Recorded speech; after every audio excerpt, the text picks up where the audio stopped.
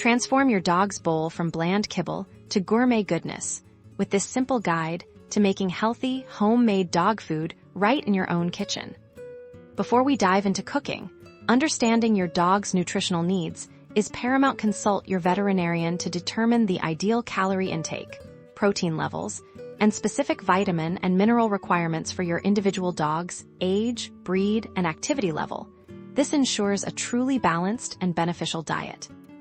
Step 1. Ingredient selection. Opt for lean proteins like chicken breast, turkey, or lean ground beef. Introduce a spectrum of safe vegetables such as carrots, sweet potatoes, peas, and green beans for essential vitamins, and fiber. Whole grains like brown rice or quinoa are excellent sources of energy. Always avoid onions, garlic, grapes, raisins, and chocolate, as these are toxic to dogs.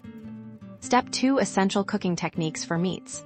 Simple simmering or baking until thoroughly cooked is ideal. Avoid frying, as it adds unnecessary fat. Vegetables can be steamed or boiled until tender.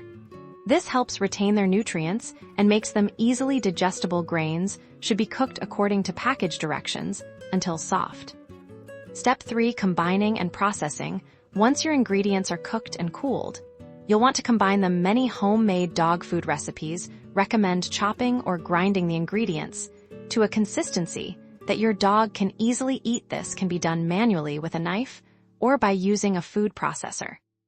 Step 4. Portion control. This is where your vet's guidance is crucial. Use a measuring cup to serve the exact portion size recommended for your dog. Overfeeding can lead to obesity, while underfeeding can cause malnutrition. Consistency is key for maintaining a healthy weight and optimal nutrition.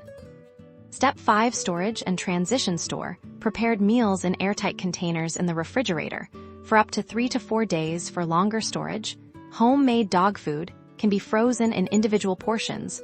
Gradually transition your dog to their new diet to avoid digestive upset. Introducing small amounts of homemade food mixed with their current food over a week